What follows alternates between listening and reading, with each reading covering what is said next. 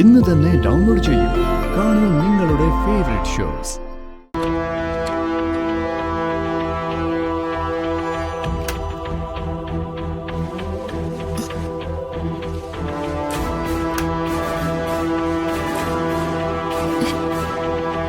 കാണുന്നില്ലല്ലോ.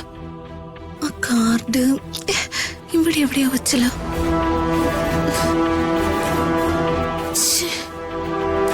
ഇത് ഞാൻ എവിടെയാ വെച്ചത്? കാണുന്നില്ലല്ലോ.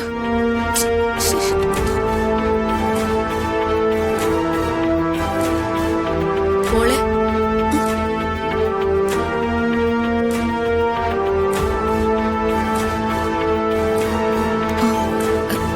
രാധമേ. അപ്പും പ്രിയവും കൂടെ പറഞ്ഞ് വിവരങ്ങളൊക്കെ ഞാൻ അറിഞ്ഞു. മോള് വിഷമിക്കരുത്. ഞാൻ വിഷമിക്കുന്നുണ്ടെങ്കിൽ ഞാൻ തന്നെയാ രാധമേ കുറ്റക്കാരി. ഞാൻ രാജുവിനെ മോഹിക്കാൻ പാടില്ലായിരുന്നു. എന്താ മോളെ ഇതൊക്കെ? അതെ പ്രിയച്ചി, ഞാൻ പറയുന്നത് സത്യം. എനിക്കിത് പല കാരണങ്ങളുകൊണ്ടും ഫീൽ ചെയ്യുന്നുണ്ട്.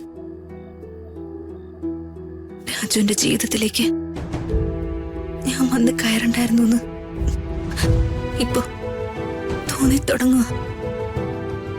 ഒരു ചെറിയ പ്രശ്നം ഉണ്ടായെന്ന് കരുതി ഇങ്ങനെയൊന്നും പറയല്ലേ മോളെ. ആ രമ്യ പറഞ്ഞൊന്നും മോള് കാര്യമായിട്ട് എടുക്കണ്ട.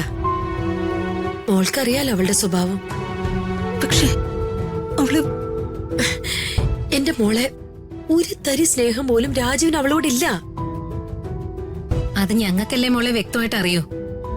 ആ വട്ടുപിടിച്ച പെണ്ണ് വന്ന് കാണുമ്പോ രാജു അവളെ പറയുന്ന ചീത്ത അവളെ കണ്ണെടുത്താ രാജുവിന് കണ്ടൂടാ. പിന്നെ അവള് ഞങ്ങൾ ആരും ഇല്ലാത്തപ്പോ മോളോട് തട്ടിക്കേറിയത് മോളോട് ചിലവാവുന്ന കരുതിയിട്ടാ. ഒരു 4 ചാട്ടം അവളുടെ നേരെ ചാടിയാ അവൾ അവളുടെ പാട്ടിന് പൊയ്ക്കോളൂ. നാശം. അവളിങ്ങോട്ട് വരട്ടെ, ശരിയാക്കി കൊടുക്കുന്നുണ്ട് ഞാൻ. സാരമില്ല, മോള് വിഷമിക്കണ്ട. മോള് വിഷമിച്ച അത് ഞങ്ങൾക്ക് എല്ലാവർക്കും വിഷമാവും. ഞങ്ങളെല്ലാവരും ഇവിടെ ഉള്ളതല്ലേ. എന്റെ മോള് സന്തോഷായിട്ടിരിക്കും.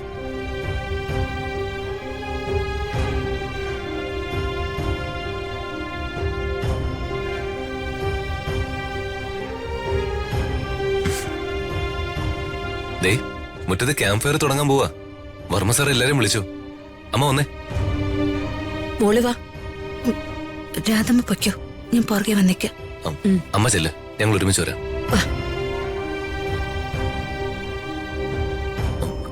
മാഡം, എന്നോട് ഇപ്പോഴും ദേഷ്യത്തിലാണോ? എനിക്കാരോടും ഒരു ദേഷ്യമില്ല രാജു. മാഡം, ഞാൻ പറയുന്നൊന്ന് ദയവ് ഇത് കേക്ക്.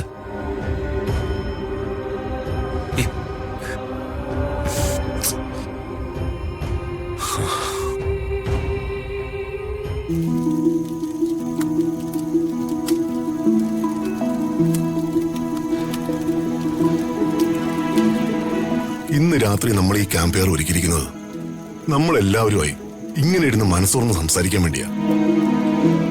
അല്ലേ വേണൂട്ടാ? അതെ.